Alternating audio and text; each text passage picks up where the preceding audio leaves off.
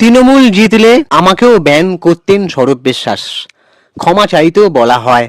হেরে যাওয়া মানুষকে নিয়ে আর কি বা বলবো। এই কথাটা আমি বলছি না, এই কথাটা বলছেন দীপক অধিকারী, মানে মিস্টার দেব। তো এই কথাগুলো শুনলে না আজকে হাসি পায়, ভীষণ হাসি পায়, বিশ্বাস করো। এই যে আচ্ছা, আমি আসছি এক করে, যে দেবদা আর কি বললেন সেগুলো নিয়ে আগে একটু বিস্তারিত আলোচনা করা যাক। কি বা বলা যায় একজন হেরো ব্যক্তিত্ব নিয়ে, হেরে যাওয়া ব্যক্তিকে নিয়ে। হেরে যাওয়া মানুষের সঙ্গে লড়াইয়েরই বা কি মানে? দেবের স্বভাব এমন নয়। স্বরূপ বিশ্বাসের গ্রেপ্তারির প্রসঙ্গে এমন প্রতিক্রিয়াই অভিনেতা সাংসদ দেবের। তো নতুন সরকারকে সবকিছু গুছিয়ে নিতে হবে, একটু গুছিয়ে নিতে সময় দেওয়া হোক, এমনটা দেবদা বলছেন, এবং মুখ্যমন্ত্রী শুভেন্দু অধিকারীর উপরে ভরসাও রাখেন দেবদা। তো টালিগঞ্জের ফিল্ম পাড়ায় সপোর্টের স্বরূপের দাপট চালানোর কথা নতুন নয়। এটা নিয়ে জানো তোমরা যে দেবের সঙ্গে ভীষণ সংঘাত লেগেছিল, তারপরে তোলাবাজি এবং বিভিন্ন আরও অপকর্মের জন্য অভিযোগে টলিউডে সেই সর্বসেরা স্বরূপকে গ্রেপ্তার করা নিয়ে নিউ আলিপুর থানার পুলিশ হয়েছে। এবারে রাত 9টা নাগাদ তাকে তুলে নিয়ে যাওয়া নিউ আলিপুর থানায় এমন ঘটনা দেখেছে। এবারে অভিনেতা দেবদা বলছেন যে গতকাল রাত থেকে এমন খবর পেয়েছি। কি বলবো একজন হেরে যাওয়া মানুষকে নিয়ে? হেরে যাওয়া মানুষের সঙ্গে লড়াই কি করব? এখন প্রচুর কথা বলতে ইচ্ছা করছে, কিন্তু কি লাভ, যে যার কর্মের ফল ভোগবে। দেবের চরিত্র এমন নয় যে কারো খারাপ সময় কিছু বলবে। যখন ওর ভালো সময় ছিল তিনি সকলের অবস্থা খারাপ করে দিয়েছিলেন, খারাপ সময় এনে দিয়েছিলেন, এ কথাটা ঠিক। তবে দেবদার নামে আমি আসছি এক এক করে, যে দেবদারও ভুল আছে, অনেক ভুল আছে, মারাত্মক।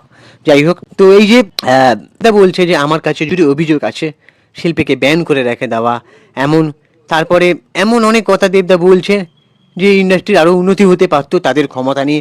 তবে এখানে দেবদাকে নিয়ে কিছু প্রশ্ন জাগে, যে দেবদা তুমি যেভাবে বলছো যে তৃণমূল হেরে গেলে স্বরূপের সাথে আরো পাওয়ার পেয়ে যেত, কিন্তু দাদা তুমিও তো তৃণমূলের ছিলে, তো দল যদি জিতে যেত তুমি ক্ষমতা আরো পেতে, তাই না? তোমার নামে অনেক অভিযোগ আছে, তুমি নাকি জোর করে সিনেমা রিলিজ করো, তারপরে রেটিং নিয়ে অনেক ছবি, সেসব আমি খতিয়ে দেখিনি, তাই সেটা নিয়ে আমি কিছু বলতে চাই না। কিন্তু দেবদা, তোমাকে সবাই মানুষ বলেছিল যে তুমি প্লিজ পলিটিক্স থেকে এবারে বেরিয়ে এসো। এমনকি এই ভোটের যে নির্বাচনটা গেল, সেই নির্বাচনের আগেও তোমাকে অনেকে বলেছিল যে তুমি রাজনীতি থেকে বেরিয়ে এসো। তৃণমূল ক্ষমতায় থাকার বেশি দিন হয়নি, তারপর থেকে তুমি বলতে গেলে অনেক দিন ধরে রাজনীতিতে সক্রিয় আছো। তুমি ভালো কাজ করেছো, টলিউড ইন্ডাস্ট্রি কিছু মানুষের উপকার করেছো, লকডাউনে পরিযায়ী শ্রমিককে ফিরিয়ে এনেছেন দেবদা। এবারে কিছু হেল্প করেছে, কিন্তু এগুলো একজন রাজনীতির মানুষ না হয়েও করা যায়, যতটা তিনি করেছেন। আমার কাছে প্রশ্ন হচ্ছে, যদি মানুষের জন্য যদি সত্যিই কাজ করার ইচ্ছা থাকে, তার জন্য মানুষের দুটো হেল্প করুন, মানুষের পাশে থাকুক, ত্রাণ সামগ্রী দিয়ে হেল্প করুন, বা মানে তাদের যথেষ্ট অর্থ প্রতিপত্তি রয়েছে, কিন্তু তার জন্য রাজনীতিতে যোগ দিতে হবে এমন কোনো কথা নয়। আমি রাজনীতি কিছু বুঝি না, আমি শুধু মানুষের ভালো করতে চাই, কিন্তু বুঝি না বলে অনেক দিন ধরে রাজনীতিতে থেকে যাওয়া, একেই বলা হয় বোধহয় রাজনীতি। আমি রাজনীতি কিছু বুঝি না, অথচ আমি রাজনীতিতে থেকে যাচ্ছে, এরই মনে হয় রাজনীতি, তাই না?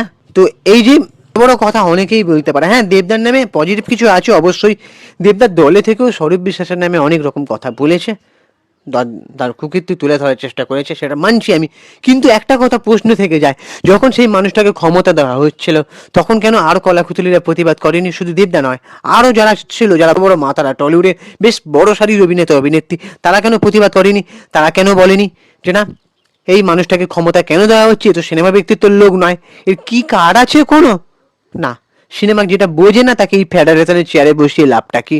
হ্যাঁ, এটা কিন্তু তখন কেউ প্রতিবাদ করেনি, কিন্তু যখন দেখছে নিজেরা সুবিধা করতে পারছে না, নিজেদের সিনেমা রিলিজ করতে সমস্যা হচ্ছে, শুটিং করতে সমস্যা হচ্ছে, তখন এই কথাগুলো তুলে ধরা হচ্ছে। কেন? আজকে ক্ষমতা চলে গেছে বলে কি এই এত কথা?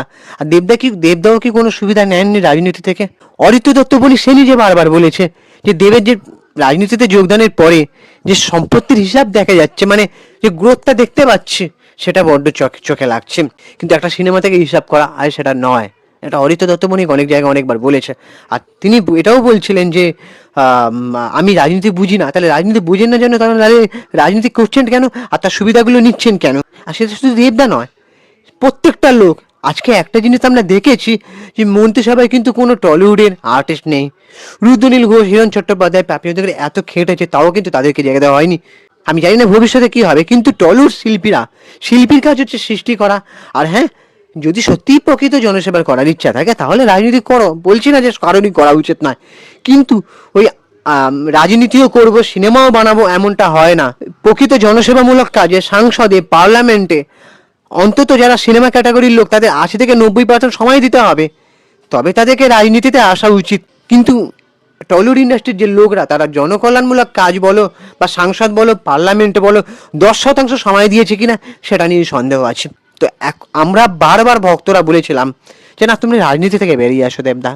তুমি তো কোনো কথা শুনিনি, আজকে তুমি স্বরূপ বিতাতে নেমে এত কথা বলছো। হ্যাঁ, যে পাপের কর্মফল ভোগতে হবে, এটা হওয়ারই ছিল, ছিল।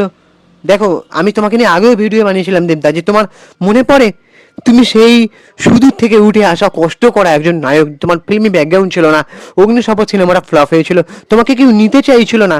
অগ্নিশপথের আগে, সেই সিনেমাটা আগেও তোমার অনেক স্ট্রাগল আমি জানি, আমি পড়তাম তোমার নিউজ মিডিয়া কভারেজগুলো, ইন্টারভিউগুলো, যে তুমি 10 থেকে মুম্বাই থেকে ইন্ডিয়া মানে কলকাতা তো অগ্নিশপথের আগে, তখন তোমাকে সেখানে ফোন করে বলা হচ্ছে তোমার জন্য ছবিটা হচ্ছে না, তখন তুমি হতাশা, ক্লান্তি নিয়ে তুমি বাড়ি ফিরে গেছিলে। তারপরে তুমি অগ্নিশপথে পেয়েছিলে অফার, তারপরেও তোমাকে কেউ নিতে চাইনি। তারপরে তুমি আবার আই লাভ ইউ সিনেমার মাধ্যমে কামব্যাক করলে, তারপরেও কিন্তু তোমাকে অনেক হাল ফেলাতে হয়েছে, অনেক কষ্ট সাধন করতে হয়েছে, উচ্চারণ নিয়ে প্রবলেম। কিন্তু সেই মানুষটা কি করে রাজনীতি যায়? একটা মানুষকে কষ্ট করা দেখেই তো সাধারণ মানুষ, দর্শকরা তাকে জায়গা দিয়েছিল সিনেমা ইন্ডাস্ট্রিতে, তাই তো? তাহলে সাধারণ মানুষ যদি ছুঁড়ে ফেলে দিত, তোমরা যদি বলতে যে এক অঙ্গে দুটো রূপ আছে, তাহলে সাধারণ মানুষ হয়তো তোমাদেরকে সাদরে গ্রহণ করতো না। আজকে সাদরে গ্রহণ করে নিয়েছে বলে তুমি দেখছো যে দলটা চাকরি খাচ্ছে, চাকরি নিয়ে এত মানে, আমি কোনো দলের প্রতি আক্রোশ নেই, বারবার বলছি, কিন্তু হ্যাঁ, এই যে চাকরি দুর্নীতি, শিক্ষা নিয়ে প্রবলেম, হ্যানা ত্যানা, তুমি সবই জানতে, তুমি সেগুলো নিয়ে তো কোনো কথা বলিনি। তুমি অভয়াকাণ্ড নিয়ে রাস্তায় নেমে প্রতিবাদ করনি। তুমি বলোনি যে সরকারের যে সিস্টেমটায় ভুল আছে, প্রশাসনের যে সিস্টেমটায় ভুল আছে, এটা নিয়ে তোমরা কথা বলো না। কিন্তু তোমরা বিভিন্ন জায়গায় যখন দেখছো প্রবলেম হচ্ছে, তখনই তোমরা তোমাদের দিকে আঙুল উঠে আসতে পারে, তখন তোমরা কথাগুলো বলো কেন? আজকে তুমি দেশ সেভেনে শুটিং করছো, ডিরেক্টর, পরিচালক, স্ক্রিন প্লে রাইটার, প্রডিউসার সব মানছে, কিন্তু রাজনীতির জায়গা নয়, এটা মানতে হবে। রাজনীতি তোমাদের জায়গা নয়। এতদিন তোমার ভালো টাইমিং ছিল, এবার যদি সাদরে দর্শক যদি গ্রহণ করার বদলে যদি একেবারে প্রত্যাখ্যান করে, তখন কি হবে? সাধারণ মানুষ মাথায় তুলে যেমনি নাড়তে পারে, তেমনি তারা টেনের নিচে নামাতে পারে, একটা কথা মাথায় রাখতে হবে। আজকে দেব একাকে বললে হবে না স্বরূপ বিশ্বাসের নামে, তাকে তো প্রথম থেকে বলতে হবে। আর দেবদাজি আজকে বলছে যে অরূপ বিশ্বাসের কাছেও তাকেও কথা শুনতে হয়েছে, কিন্তু দেবদা কিন্তু অরূপ বিশ্বাসের ঘনিষ্ঠ ছিলেন, এটা কিন্তু আমরা খবর সবাই জানি। দেবদার যখন ভোটার কার্ড নিয়ে প্রবলেম হচ্ছিল, তখন তিনি বলেছিলেন, একটা জায়গায় আমি শুনেছিলাম, যে মন্ত্রী অরূপ বিশ্বাস করে দেবেন বলেছেন। দেবদা কিন্তু অরূপ বিশ্বাস ঘনিষ্ঠ ছিলেন।